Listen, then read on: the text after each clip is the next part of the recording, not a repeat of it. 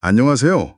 오늘은 여러분과 함께 한 종교 강연 내용을 좀 깊이 살펴보려고 해요. 네, 반갑습니다. 어떤 카톨릭 신부님께서 성체성사, 특히 그 실체 변화라는 개념이 있잖아요. 네네. 중요한 개념이죠. 그게 성경 속 생명나무 이야기랑 어떻게 연결되는지 설명하신 내용인데요. 흥미로운 주제네요. 저희가 김 신부님 레인보우 유튜브 채널 영상 마산교구 거제 옥포성당 초라에서 보이지 않는 생명나무, 여기서 좀 발췌를 해왔습니다.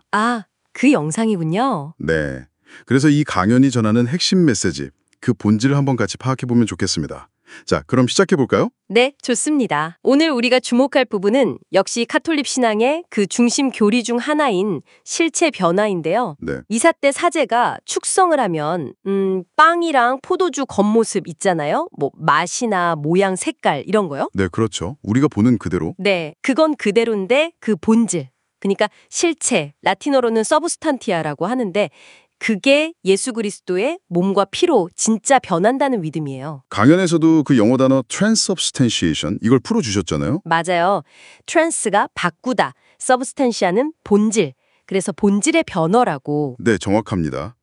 그 예수님이 산에서 이렇게 영광스럽게 모습이 변하시 거룩한 변모, 이건 겉모습이 바뀐 건데, 그렇죠. 트랜스피규레이션이라고 하죠. 네, 그거랑은 다르다는 점이 전 좀 흥미로웠어요.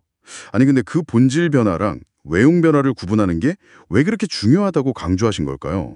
그게 아주 중요한 포인트인데요. 왜냐하면 겉모습은 그대로인데 본질이 변했다는 건 사실 우리 감각으로는 알 수가 없잖아요. 그렇죠. 눈으로 봐선 그냥 빵이고 포도주니까. 네. 그래서 강연자분도 이게 머리로만 이해하는 걸 넘어서 믿음의 영역이라는 걸 계속 강조하시는 거죠.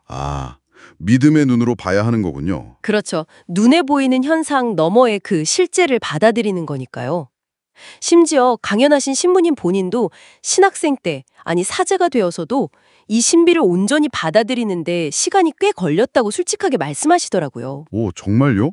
신부님도요? 네. 그러니까 이게 단순히 지식으로 아는 거랑 마음으로 정말 믿는 거랑은 그 간극이 크다는 거죠. 와, 정말 그렇겠네요.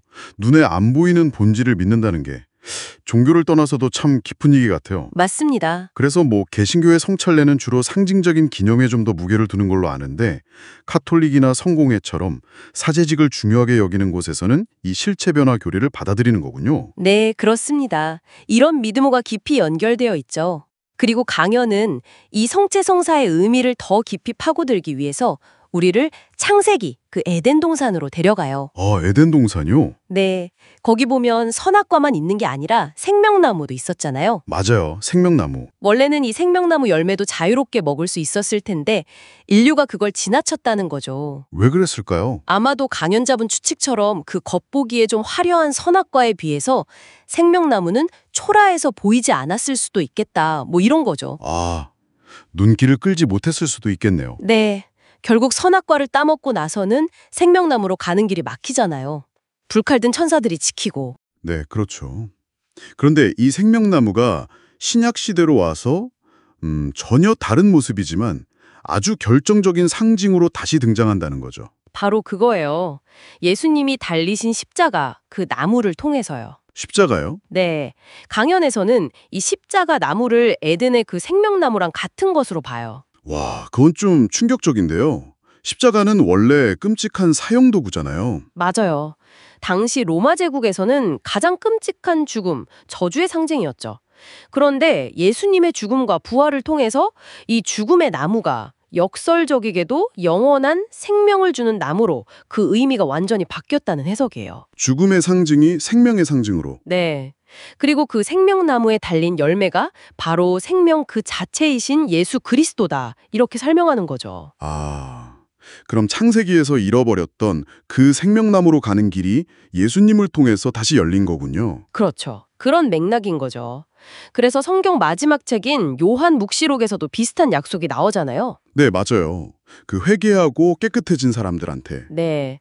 자기들의 긴 겉옷을 깨끗이 빠는 이들, 그 사람들에게 다시 생명나무 열매를 먹는 권한을 주고 또 거룩한 도성 안으로 들어오게 해주겠다. 이런 약속이 있죠. 에덴에서 잃었던 그 생명으로 다시 돌아가는 거네요. 네, 일종의 회복, 복귀인 셈이죠. 그렇다면 이 모든 이야기를 종합해보면 결국 가톨릭 신자들이 미사 때 받아 모시는 그 성체가 바로 그 생명나무의 열매를 먹는 행위랑 연결된다. 이런 결론이네요. 네, 바로 그겁니다. 그게 강연의 핵심적인 연결고리예요. 겉보기에는 그냥 평범한 밀떡 조각, 뭐랄까 초라한 모습일 수도 있는데 네, 그렇죠. 그 안에 예수 그리스도라는 생명 자체가 담겨 있다고 믿는 거군요. 네. 그래서 그 십자가라는 죽음의 상징이 믿음을 통해서 생명의 나무로 보이듯이 성체라는 이 평범한 빵 조각도 믿음의 눈을 통해서는 살아계신 예수 그리스도로 받아들여진다. 강연은 바로 이 믿음의 눈이 얼마나 중요한지를 계속 강조하고 있어요. 와, 오늘 이 강연 내용을 쭉 따라가 보니까요. 가톨릭의 성체성사라는 게 그냥 단순한 종교의식이 아니라 정말 창세기 에덴 동산에서 시작해서 십자가를 거쳐 요한 묵시록의 새하늘 새 땅까지 이어지는 아주 거대한 구원 이야기, 특히 생명나무 사사라 깊숙이 연결되어 있다는 걸 알게 되네요. 그렇죠. 아주 깊은 의미가 담겨 있죠. 겉보기엔 평범하고 어쩌면 초라해 보이는 것 안에 가장 중요하고 본질적인 생명이 감추어져 있다는 메시지 같아요. 맞습니다. 그런 통찰을 주고 있죠.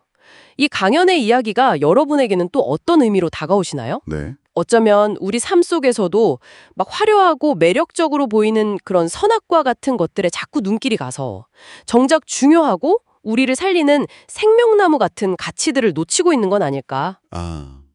생각해 볼 문제네요. 네, 여러분의 삶 속에서 발견해야 할 혹은 어쩌면 이미 곁에 있는데 알아보지 못하고 있는 생명나무는 과연 무엇일지 한번 조용히 생각해 보시는 것도 좋지 않을까 싶습니다.